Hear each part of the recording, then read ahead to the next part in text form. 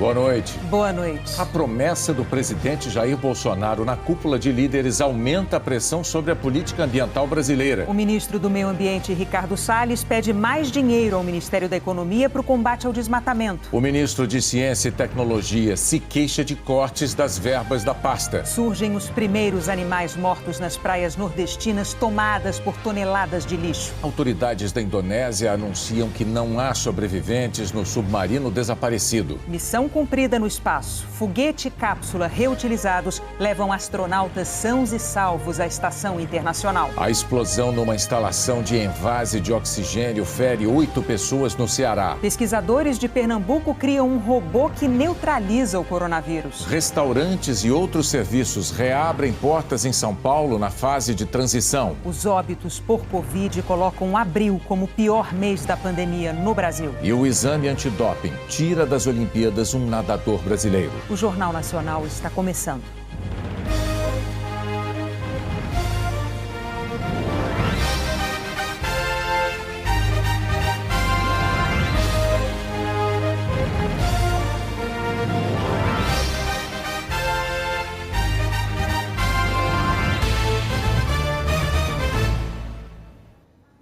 Primeiro, o presidente Jair Bolsonaro, diante de líderes de quase 40 países, assumiu o compromisso de aumentar a fiscalização e o combate ao desmatamento no Brasil.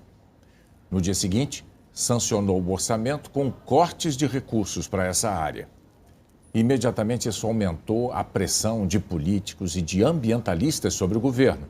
E o ministro do Meio Ambiente foi pedir dinheiro ao Ministério da Economia. O pedido de recursos vem num momento de cobrança por resultados concretos na área ambiental. Na cúpula de líderes sobre o clima, o presidente Jair Bolsonaro prometeu dobrar os recursos para a fiscalização. Mas um dia depois, sancionou o orçamento com corte de 240 milhões para o meio ambiente, destinados em emendas parlamentares. O presidente preservou o valor de 2,6 bilhões de reais do Ministério e 135 milhões para fiscalização. No documento enviado ao Ministério da Economia, Salles pediu 72 milhões de reais para o Instituto Chico Mendes, 56 milhões para o IBAMA e 142 milhões de reais para ações de fiscalização. Ao todo, 270 milhões de reais, que, segundo Salles, irão para fiscalização, prevenção e combate ao desmatamento ilegal e aos incêndios florestais. A especialista em políticas públicas do Observatório do Clima e ex-presidente do IBAMA, Sueli Araújo, afirma que, mesmo que o pedido seja atendido pelo Ministério da Economia, ainda é pouco para garantir a fiscalização necessária. O governo atual ele vem tratando a política ambiental como uma coisa que atrapalha, como uma coisa que vai ser afastada, né? Como uma coisa que eu tenho que retirar. O discurso no Summit do Clima e esse veto no dia seguinte. Você vê que o discurso é mero discurso, que na prática o governo não tem intenção de concretizar o que ele está prometendo. O orçamento ele é um reflexo de decisões de prioridades em termos de políticas públicas. A Associação Nacional dos Servidores em Meio Ambiente diz que o IBAMA e o ICMBio vêm sendo sucateados e que essa ação precisa ser revertida. É um orçamento insuficiente para a realização da fiscalização, do combate aos incêndios florestais e, pior do que isso, em 2020, nem esse orçamento reduzido foi executado na sua plenitude. Os cortes no orçamento atingiram outras áreas fundamentais. Houve bloqueios e vetos no Ministério da Educação, da Saúde e da Ciência, Tecnologia e Inovações. O MEC perdeu quase 4 bilhões de reais. De acordo com a instituição fiscal independente, houve corte expressivo nos recursos de universidades e institutos de tecnologia. Até a saúde, em meio à pandemia, também ficou com menos. O corte foi de mais de 2 bilhões de reais. O Ministério reforçou hoje que tem a promessa de verba extraordinária caso tenha necessidade. Hoje, o ministro Marcos Pontes, da Ciência, Tecnologia e Inovações, disse em rede social que os cortes foram um estrago.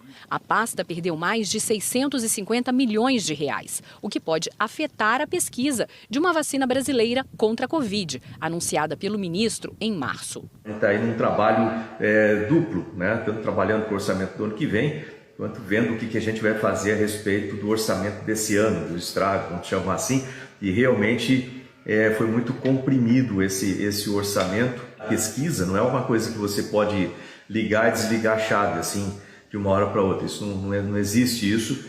É uma coisa que tem continuidade. Se você desliga a chave de certos tipos de pesquisas, simplesmente a gente não tem como continuar. Você tem um retardo aí de muitos anos, parando um mês de uma pesquisa, você perde muita coisa de muitos anos. Nós procuramos o Palácio do Planalto para que se manifestasse sobre as críticas aos cortes no orçamento. A assessoria pediu que nós procurássemos o Ministério da Economia, a Casa Civil e a Secretaria de Governo. E nenhum desses órgãos deu retorno aos nossos pedidos. Ainda é um mistério a origem do lixo que se acumulou em praias do Rio Grande do Norte e da Paraíba. São mais de 40 toneladas de resíduos, inclusive de material hospitalar. Mas as consequências desse desastre começam a ficar evidentes. 3 tartarugas foram encontradas mortas entre ontem e hoje nas praias de Tabatinga e Búzios, no município de Nísia Floresta, no litoral do Rio Grande do Norte. Moradores também encontraram um golfinho morto. Biólogos da Universidade Estadual do Rio Grande do Norte estiveram na praia hoje para recolher os animais. Vamos levar o animal para o laboratório para avaliar as possíveis causas da morte e se tem alguma relação com este incidente que acaba de ocorrer aqui no litoral do Rio Grande do Norte. A aparição dos animais coincide com a grande quantidade de lixo, inclusive de material hospitalar, que surgiu nos últimos dias em 4 municípios, tudo trazido pela maré. Voluntários com jipes e funcionários da Prefeitura de Nísia Floresta têm feito a limpeza da praia todos os dias. É uma tristeza profunda um negócio desse. Aqui a gente depende aqui do turismo, a gente tem que manter tudo limpinho. Fruto da ignorância e responsabilidade humana, isso, né? O lixo também tomou as praias de 3 cidades da Paraíba. Só em João Pessoa, os agentes de limpeza já coletaram 40 toneladas de resíduos nos últimos 7 dias. O Instituto de Desenvolvimento e Meio Ambiente do Rio Grande do Norte, o IDEMA, emitiu hoje uma nota técnica com algumas recomendações aos municípios onde há lixo nas praias. Pediu a interdição dos trechos de areia que ainda tenham resíduos e a limpeza rápida para evitar que o material volte para o mar. Outra preocupação é com o descarte desse material. É que no meio desse lixo podem ter provas de um possível crime ambiental. Esse recolhimento deve ser armazenado em separado em seus municípios, de forma que permita que as investigações posteriores possam identificar a origem desse material, entre outras ações e providências que possam ser necessárias. No meio do lixo foram encontrados uma mochila de escola, um documento e material de campanha eleitoral de Pernambuco.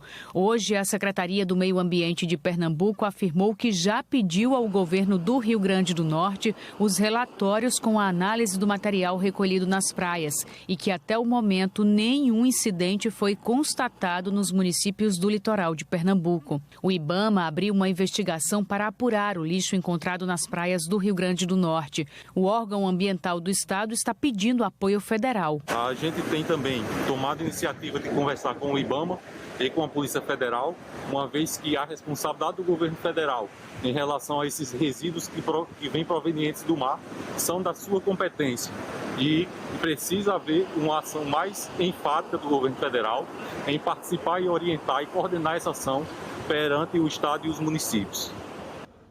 O Ministério do Meio Ambiente e o IBAMA afirmaram que a investigação principal cabe aos órgãos estaduais, mas que mesmo assim equipamentos e uma equipe local do Instituto estão à disposição do Estado por meio do Programa Nacional de Combate ao Lixo no Mar. A Marinha declarou que não há registro de acidentes marítimos que justifiquem a presença desses resíduos nessas praias. A Polícia Federal no Rio Grande do Norte não atendeu os nossos telefonemas nem respondeu às nossas mensagens. Hora de saber como fica o tempo neste domingo em todo o Brasil. Hoje quem conta pra gente é Eliana Marques. Eliana, boa noite. Boa noite para você, Renata, para o Bonner e boa noite a todos. Amanhã tem frente fria e chuva e nos próximos dias vai esfriar. Neste domingo, uma frente fria avança até Santa Catarina, organiza instabilidades nesta faixa em verde escuro e há risco de temporal principalmente do Rio Grande do Sul até o sul de Rondônia. Tem previsão de chuva forte em Porto Alegre, Campo Grande e Cuiabá. E temporais também em Boa Vista, Macapá, Palmas, Belém e Manaus. Na capital do Amazonas, faltam 36 centímetros para o Rio Negro atingir a cota de inundação severa. Em Manacapuru, faltam só 10 centímetros. Itacoatiara já está nessa situação há alguns dias. O Serviço Geológico do Brasil diz que na inundação severa, além das casas tomadas pelas águas, os agricultores que plantam em áreas de várzea perdem a produção e a água subterrânea usada para abastecimento não pode ser distribuída. Nesse ano, o Serviço Geológico projeta uma cheia entre as maiores da história. Os níveis dos rios para essa época já estão mais altos que o normal. E amanhã também tem previsão de chuva forte no Paraná, no interior de São Paulo, de Goiás e em grande parte do Nordeste. São Luís, Teresina e Aracaju têm possibilidade de pancadas de chuva. No Recife, chuva mais fraca. E em Salvador, 15 milímetros. É uma boa chuva, mas nada comparado à última semana muito chuvosa na capital baiana. Então é chuva cheia no norte, temperaturas mais amenas. E onde não chove, Eliana? Olha, Renata, sem previsão de chuva amanhã no oeste do Rio Grande do Norte, da Paraíba, na região central de Pernambuco, entre Minas, leste de Goiás e a Grande São Paulo, o ar fica seco, umidade do ar abaixo de 30%, é menos da metade do ideal. Brasília, Goiânia, Belo Horizonte e a capital paulista terão essa tarde seca. E no Rio de Janeiro, a umidade só não cai tanto por causa do mar. Segunda-feira agora, a frente fria vem aqui para São Paulo. Atrás dela chega um ar frio. No sul se espera mínimas de 5 graus e no norte friagem. No sudeste esfria a partir de terça-feira. São Paulo terá calor de 27 graus amanhã e na terça a máxima vai ser de 22 graus. No Rio de Janeiro, refresca lá para quarta-feira, máxima de 25 graus aí no Rio. Uma boa noite para vocês. Boa noite, Eliana. Os astronautas da NASA que saíram ontem da Flórida já chegaram à Estação Espacial Internacional a bordo de uma nave da empresa SpaceX. 5, 4, 3, 2... O foguete Falcon 9 iluminou a madrugada no Centro Espacial Kennedy, em Cabo Canaveral, na Flórida. É a terceira missão tripulada da empresa SpaceX. O empresário Elon Musk, que comanda a SpaceX, diz que é o começo de uma nova era espacial, a da exploração comercial do espaço. Agora, as missões ficaram muito mais baratas, porque o equipamento é reciclado. Esse foguete Falcon já tinha sido usado, e depois do lançamento, ele voltou à Terra para futuras missões. A nave Dragon Endeavour, com 4 astronautas a bordo, já visitou a Estação Espacial Internacional em maio do ano passado. Outra nave da SpaceX, a Dragon Resilience, está acoplada à estação desde novembro. Também levou 4 astronautas e volta com eles à Terra na quarta-feira que vem. A Endeavour chegou à estação hoje de madrugada. O acoplamento foi totalmente automático, comandado pelos computadores de bordo. Os astronautas, 2 americanos, um japonês e um francês, foram recebidos pelos colegas da missão anterior da SpaceX e por 2 russos e um americano que chegaram à estação no início de abril. Com 11 a bordo, a capacidade máxima dá a impressão de superlotação, mas a estação tem 6 aposentos para a tripulação dormir e estão todos vacinados e testados para a Covid-19. Quando a turma da Resilience for embora, no dia 28, vai ficar bem mais confortável. Em outubro, a Resilience volta, trazendo mais 4 astronautas. As naves da SpaceX acabaram com o longo período em que os americanos dependiam de naves russas para ir ao espaço. Para a Rússia foi ótimo. No total, a NASA pagou $5 bilhões por esse transporte. Mas essa fonte secou e a Rússia anunciou que vai deixar a Estação Internacional em 2025 e construir sua própria estação. A Estação Espacial Internacional está em órbita desde 1998, mas só vai funcionar até 2030, quando será desmontada e os pedaços cairão no Oceano Pacífico. E aí começará mais uma era na conquista do espaço, a primeira missão até Marte. A Marinha da Indonésia confirmou as mortes dos tripulantes de um submarino desaparecido em Bali. Navios encontraram destroços e objetos que estavam a bordo. Na quarta-feira, 53 militares participavam de uma missão de treinamento. Uma mancha de óleo indica que pode ter havido um rompimento do casco. Instrumentos localizaram o submarino a uma profundidade de 850 metros, muito além do limite de 500 metros daquele submarino. A explosão numa instalação de invase de oxigênio da White Martins deixou 8 feridos em Fortaleza. 2 pessoas estão internadas. A explosão atingiu um posto de gasolina, carros e casas. A Prefeitura de Fortaleza afastou o risco de falta de oxigênio para pacientes com Covid porque os hospitais são abastecidos por uma outra unidade da White Martins. A empresa não informou a causa do acidente e afirmou que está buscando alternativas para o enchimento dos cilindros. Morreu em São Paulo o presidente do PRTB, Levi Fidelix. Ele tinha 69 anos e estava internado desde março. Oficialmente, a família não divulgou a causa da morte. Levi Fidelix concorreu a vários cargos eletivos sem sucesso. Era defensor de um trem de alta velocidade ligando Rio de Janeiro, São Paulo e Campinas. Neste sábado, São Paulo reabriu parques, restaurantes, cinemas e museus, seguindo os protocolos sanitários do governo estadual. A saudade do encontro com a arte fez muita gente chegar cedo para visitar o MASP. O setor da cultura está incluído na flexibilização. A chamada fase de transição começou no fim de semana passado com igrejas e comércio. Agora é a vez de outros serviços e espaços que, depois de mais de um mês fechados, voltam a funcionar, mas com limitações de ocupação e horários. Salões de beleza, bares e restaurantes abrem das 11 da manhã às 7 da noite. Com autorização prévia, a Prefeitura pode liberar espaço nas ruas para o atendimento. Um jeito de ampliar a capacidade dos estabelecimentos sem aumentar os riscos à saúde dos clientes e funcionários. A notícia que a gente vai voltar a trabalhar deixou a gente muito feliz, né? Porque aí é um dinheiro que vai entrar, vai ajudar bastante casa. Tem filho, tem esposa, tem aluguel, tem as contas para pagar. Mas no fim da tarde já havia aglomerações em bares na Vila Madalena. Academias de ginástica também voltaram a funcionar com horário restrito. Os parques abrem os portões às 6 da manhã e têm que fechar às 6 da tarde. Quem antes só podia passar, olhar e suspirar de vontade, hoje conseguiu finalmente entrar e aproveitar o sábado de sol. A gente passava, né? Eu sempre passeava com ele e dava voltas a pé perto do parque, ele pedindo para entrar e eu falando, não dá, filho, tem que explicar para ele.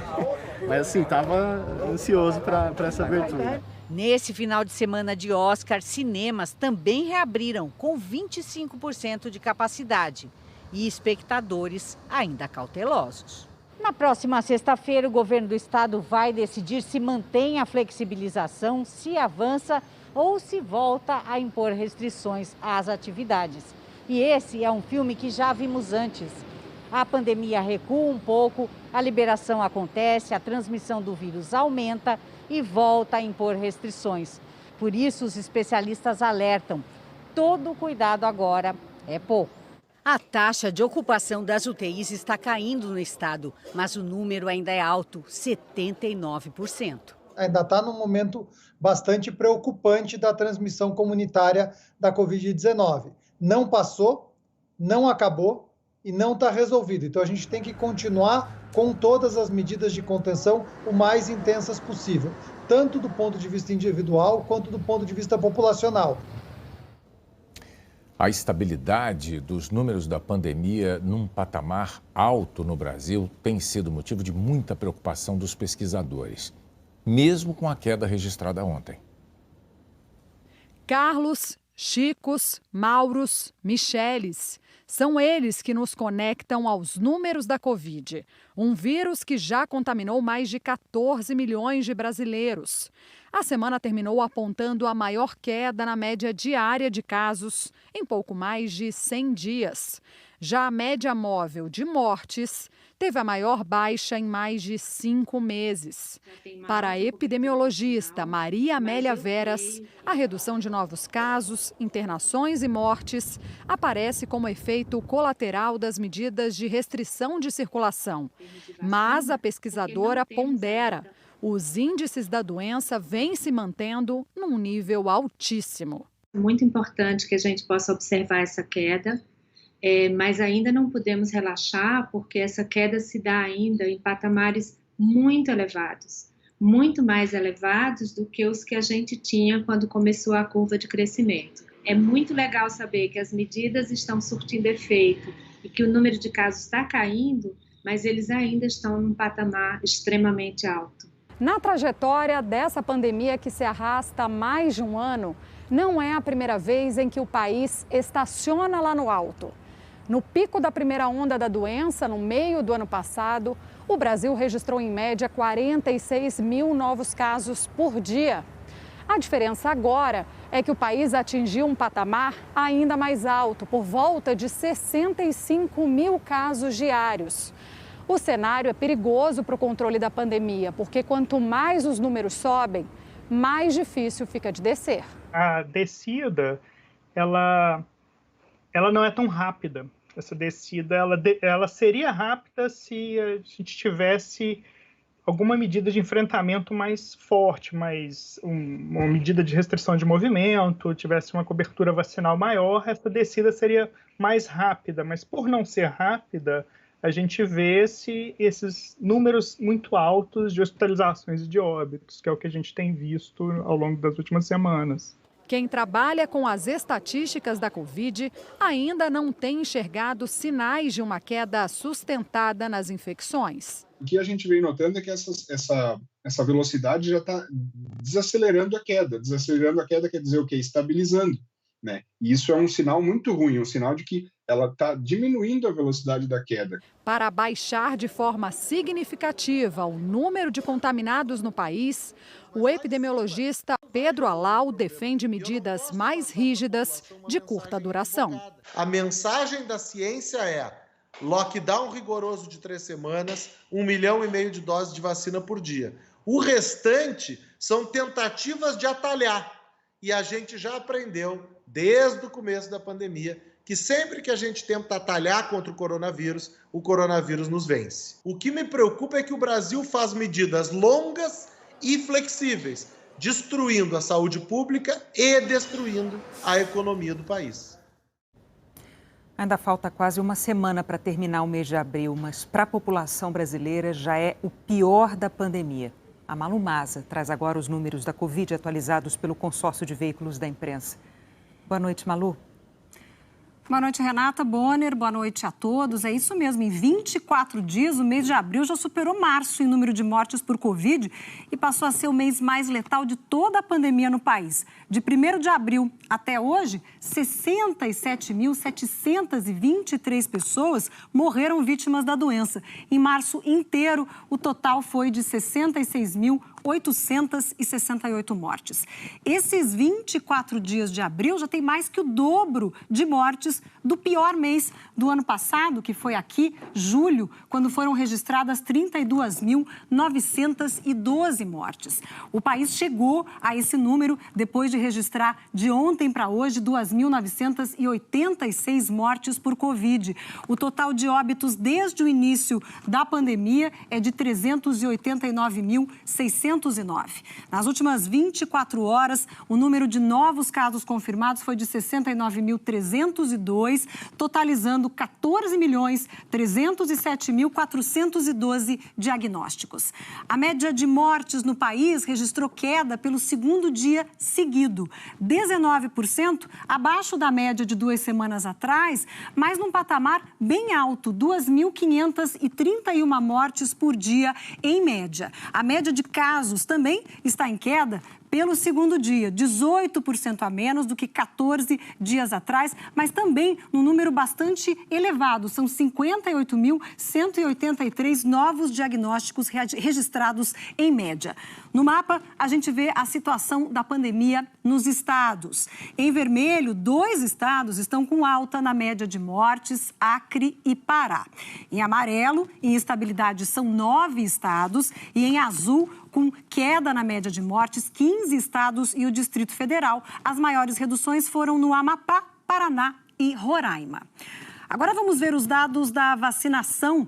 Nas últimas 24 horas, 204.067 pessoas receberam a primeira dose. E agora, o total de vacinados com a primeira dose no Brasil chegou a 28.969.324, o que é o equivalente a 13,68% da população. Já a segunda dose foi aplicada em 12.499.298 brasileiros, ou 5,90% da população. Hoje, 19 estados e o Distrito Federal atualizaram os dados da vacinação. Os estados em azul mais escuro são os com maior percentual da população vacinada com a primeira dose. Os 5 que mais aplicaram a primeira dose até agora são o Rio Grande do Sul, Mato Grosso do Sul, Espírito Santo, Paraíba e São Paulo. Em g1.com.br/coronavírus você encontra os dados do seu estado e outras informações sobre a vacinação. Renata Bonner. Obrigado, Malu Maza, falando ao vivo de São Paulo. O Ministério da Saúde mudou mais uma vez a previsão de entrega de vacinas contra a Covid. Para maio, a redução é de 30%, de 46 milhões de doses para 32 milhões. Para abril, o novo cronograma prevê 26.600.000 doses. A previsão para esse mês já foi de 47 milhões. A mudança, segundo o Ministério, corrige a metodologia que vinha sendo criticada por especialistas porque contava com vacinas que não tinham nem autorização da Anvisa ainda, como a indiana Covaxin e a russa Sputnik. No calendário atual, só entram vacinas já autorizadas. Pela primeira vez em quase 10 meses, Israel não registrou nenhuma morte por Covid em 24 horas. É o resultado de um lockdown rigoroso e da vacinação acelerada. Mais da metade da população já tomou as 2 doses. A Índia bateu o recorde mundial de casos de Covid pelo 3º dia seguido. Só hoje foram mais de 346 mil novos casos. O governo indiano ignorou alertas de uma segunda onda no país e agora enfrenta o colapso do sistema de saúde. Hospitais indianos estão lotados e há risco de desabastecimento de remédios e de oxigênio. Pesquisadores de Pernambuco criaram um robô que elimina o coronavírus. 80 centímetros de altura, 40 quilos, resultado de 9 meses de pesquisas. Esta é a Aurora, a robô de desinfecção inteligente desenvolvida por pesquisadores da Universidade Federal de Pernambuco, do Centro Regional de Ciências Nucleares do Nordeste e do Instituto Federal de Pernambuco. A robô utiliza inteligência artificial e radiação ultravioleta para desinfectar ambientes e livrá-los de micro-organismos como o novo coronavírus. Ele consegue interagir diretamente com o material genético de fungos, bactérias e vírus, seja DNA ou RNA, e causa pequenas lesões nesse material genético. Com isso, ele acaba inativando o micro-organismo. O projeto venceu um edital da universidade que buscava inovações emergenciais para combater a pandemia. A robô é movida remotamente e a radiação segue protocolos de segurança. Quando as lâmpadas são acesas, não pode ter nenhuma pessoa no ambiente. A Aurora desinfecta com segurança tudo ao redor, as superfícies e até o ar. Não há a geração ou a liberação de um produto químico que cause algum tipo de dano para quem entra no ambiente após a ação do robô. O desafio agora é produzir mais robôs em menos tempo e a um custo baixo para que essa tecnologia possa sair dos centros de pesquisa para se tornar uma alternativa e ajudar na prevenção ao novo coronavírus. O protocolo de uso desses robôs já foi autorizado por 2 comitês de ética, da Universidade Federal de Pernambuco e do Ministério da Saúde. A Aurora está autorizada a entrar em ação.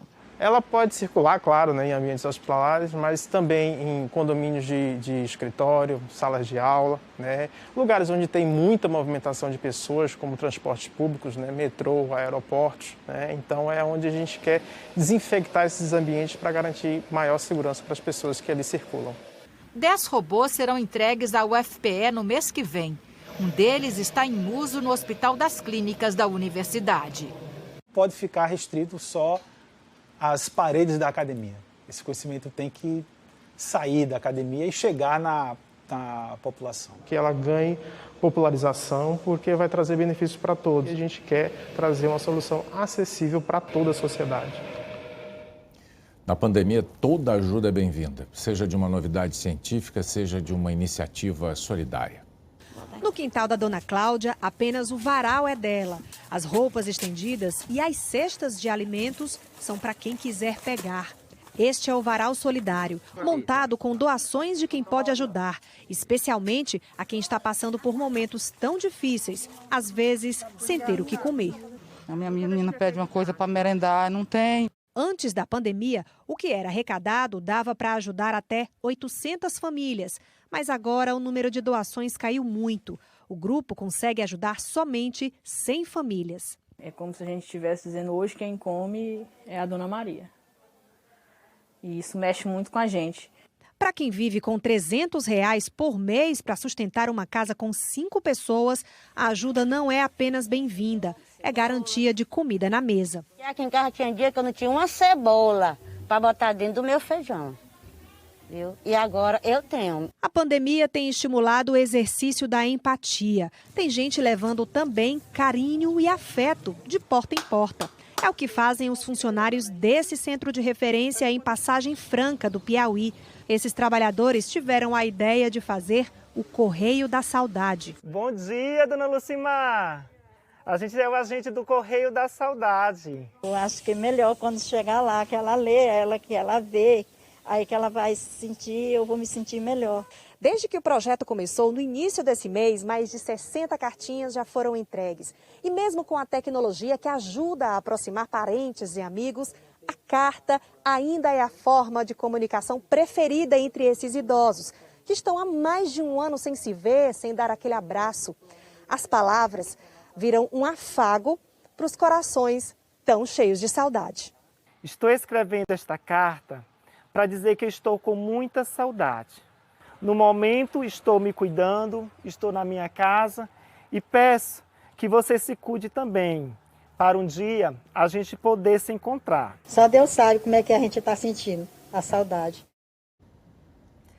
O Fantástico vai mostrar amanhã um esquema criminoso que desviava cabelos doados para pacientes com câncer. Um golpe contra a solidariedade. Segundo as investigações, o comércio ilegal de mechas doadas rendeu uma fortuna para a chefe de uma quadrilha presa essa semana. A polícia apreendeu mais de meia tonelada de cabelo. Esse aqui é um dos mais caros. Custa mais de R$2.000 o quilo.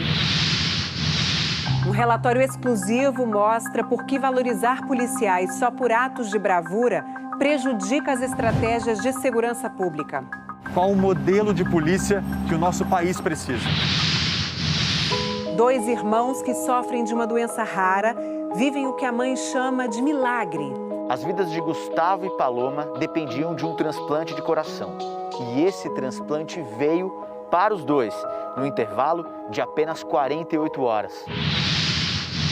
Bichos selvagens transformados em mercadoria. Na série Planeta Ameaçado, qual o futuro das nossas espécies? Com vocês, Carol Conká. Aceita abrir seu passado e intimidade para entender por que isso aconteceu?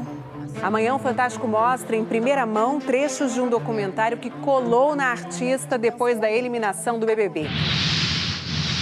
E a gente ainda apresenta um fenômeno de habilidade e superação. É fantástico, é amanhã depois do Faustão, nosso domingo juntos. Numa decisão histórica, o presidente dos Estados Unidos, Joe Biden, reconheceu hoje que houve um genocídio contra o povo armênio cometido pelo Império Otomano, o atual Turquia, durante a Primeira Guerra Mundial. Para não criar atrito com os turcos, os governos americanos sempre evitaram qualificar assim a deportação e o assassinato de 1,5 milhão de armênios, iniciada em 24 de abril de 1915. A Turquia reconhece menos mortes, entre 300 mil e 400 mil, e sustenta que elas ocorreram no ambiente da guerra, quando os armênios apoiavam a Rússia. Na carta publicada hoje pela Casa Branca, Joe Biden diz: todos os anos, neste dia, lembramos a vida de todos aqueles que morreram no genocídio armênio pelo Império Otomano e nos comprometemos a prevenir tal atrocidade de ocorrer novamente.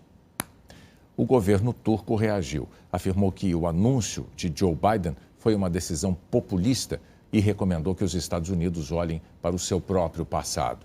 O governo da Armênia declarou que os Estados Unidos honraram o compromisso que tem com os direitos humanos.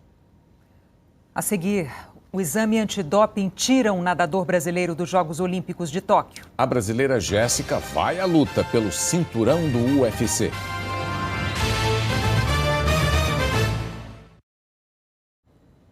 Pela primeira vez desde o início da pandemia, um evento do UFC vai ter arquibancadas cheias hoje à noite. E uma brasileira vai tentar conquistar o cinturão. No UFC, a paranaense Jéssica Andrade é mais conhecida como Jéssica Batistaca. Com 1,56 m de altura, impressiona pela força. Já foi campeã do peso palha, até 52 quilos. E daqui a pouco, em Jacksonville, na Flórida, vai em busca do cinturão do peso mosca, até 57 quilos. O combate é no UFC 261, contra a campeã Valentina Shevchenko do Quirguistão, que vem de 6 vitórias seguidas. Eu tenho plena consciência de que eu posso vencer sim a Valentina e trazer mais esse cinturão para o Brasil. Esse vai ser o primeiro UFC com arquibancada cheia desde o início da pandemia. 15 mil torcedores vão acompanhar as lutas. Para ter acesso ao UFC 261, é preciso um ingresso e responder a um questionário de saúde pelo celular, com perguntas sobre sintomas como febre ou dor de cabeça e se a pessoa já recebeu alguma dose da vacina. Eu fiz uma simulação como se eu tivesse comprado uma entrada e, no fim, recebi um passe verde. Apresentando esse passe e o ingresso, o evento está garantido. Mas se o resultado for um passe vermelho, a entrada não está autorizada e a pessoa recebe o dinheiro de volta. As autoridades de Jacksonville retomaram no mês passado a realização de eventos com capacidade máxima de público. Cerca de 34% da população adulta da região já recebeu pelo menos uma dose da vacina. A luta da Jéssica e as outras duas disputas de cinturão você assiste ao vivo só no canal Combate. É hoje, a partir das 11 da noite, horário de Brasília. Um exame antidoping deu resultado positivo para o nadador André Calvelo, que estava classificado para os Jogos Olímpicos de Tóquio. Ele conquistou o índice para os 100 metros nado livre anteontem no Rio. O resultado foi anulado. André Calvelo está suspenso provisoriamente. Hora do futebol. Vamos aos gols deste sábado pelo Brasil. O Vasco venceu o Resende. Bruno Gomes fez 1-0. Paulo Vitor até empatou. Mas o argentino Germán Cano marcou 2 vezes e garantiu a vitória. Vasco 3, Resende 1. O Ceará está na final da Copa do Nordeste. Vina abriu o placar contra o Vitória. E Messias, de cabeça, definiu 2-0. O Ceará espera Fortaleza ou Bahia na decisão. Campeonato Pernambucano, Neilton chutou, a bola desviou na defesa e enganou o goleiro. Foi o gol da vitória do Sport em cima do Retrô. Agora vamos para Minas Gerais, Atlético e Atletique. Mariano fez 1-0 para o Galo, que terminou a primeira fase na liderança e classificado para as semifinais. O adversário vai ser definido amanhã. Amanhã, às 10 da manhã, tem um esporte espetacular. Olá, boa noite! Boa noite! No Esporte Espetacular, você vai ver um incrível desafio de ondas grandes em plena Baía de Guanabara. Na série Capitães, o colombiano Fred Rincón fala das conquistas e das polêmicas do Corinthians campeão mundial. Eu não vim fazer amizade, eu vim ganhar título e ganhar dinheiro. Fred quebra a barreira dos 400 gols. Relembramos grandes momentos do artilheiro. Tu é o cara da bola, meu amigo. Tem cada gol. Daniel Alves volta à lateral do São Paulo. Será o caminho para jogar mais uma Copa? Hoje, realmente, eu não vejo nenhum lateral que tenha a mesma qualidade, a mesma capacidade, a mesma inteligência. E um 7-1 histórico. Não aquele 7-1, mas o que marcou a estreia de Tele Santana na seleção. Que lance maravilhoso! Amanhã, depois do Auto Esporte. Até lá.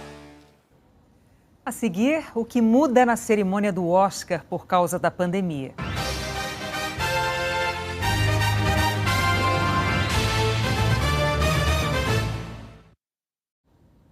A cerimônia de entrega do Oscar amanhã vai ser diferente das anteriores. Por causa da pandemia, a Academia de Hollywood fez várias modificações. A gente vê na reportagem dos correspondentes Carolina Cimente, Orlando Moreira e Ana Camanducaia.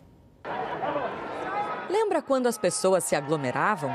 Quando os fãs conseguiam se aproximar um pouco das celebridades? O tapete vermelho ficava lotado. As pessoas conversavam tranquilamente e ninguém carregava álcool em gel na bolsa. Pois é, tudo isso ficou num longínquo ano passado. Mas Hollywood adora uma boa história de superação. E depois de meses de atraso, a cerimônia do Oscar promete uma: o retorno do tapete vermelho. Isso mesmo, o Oscar vai ter estrelas, desfile de vestidos, apresentações musicais, mas tudo planejado para respeitar os famosos protocolos de segurança. Stacey Sher é uma das produtoras do Oscar. Ela diz que desta vez o número de pessoas na cerimônia vai ser bem menor. Só os indicados com um acompanhante e os apresentadores. A máscara, claro, virou acessório indispensável mesmo no traje de gala. Para os indicados que não puderam viajar para os Estados Unidos, a Academia de Artes e Ciências Cinematográficas preparou espaços em várias partes do mundo. Aqui em Los Angeles, uma parte da cerimônia, que ainda é mantida em segredo, vai acontecer no tradicional Teatro Dolby. Mas a entrega dos prêmios e os discursos vão ser na Union Station. A maior estação de trem da cidade vai viver o seu dia mais glamuroso neste domingo. O tapete vermelho também foi transferido para cá. Todo mundo que está aqui foi testado pelo menos 2 vezes. E com a necessidade de respeitar o distanciamento social, o número de jornalistas credenciados foi reduzido. E as equipes não estão mais grudadas umas nas outras. E tem mais: o entrevistado vai ficar bem longe, a mais de 2 metros de distância. Esse ano não vai ter um bate-papo de pertinho com Brad Pitt. Um dos produtores do Oscar deste ano, o diretor Steven Soderbergh, me disse que realizar uma cerimônia presencial no meio da pandemia é basicamente um ato de resistência do cinema. Para o diretor dinamarquês Thomas Vinterberg, é muito mais do que isso.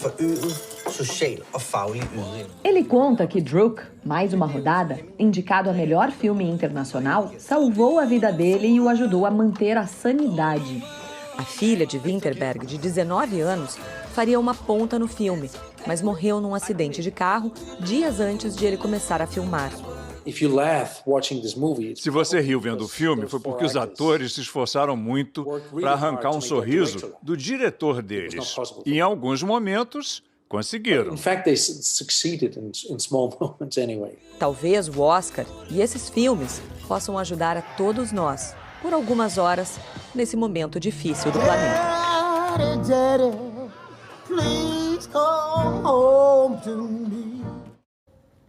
O G1 e o Globoplay transmitem a cerimônia do Oscar amanhã, desde o tapete vermelho, a partir das 7h30 da noite, hora de Brasília, com a Maria Beltrão, a Dira Paz e o Arthur Chechel. Na Globo, a transmissão começa depois do BBB. No Globoplay tem ainda uma outra transmissão com Marcelo Adnet, a Luciana Paz, o Paulo Vieira e convidados. É a partir das 8 da noite e liberado até para quem ainda não é assinante. Uma boa noite para você. Boa noite e um ótimo domingo.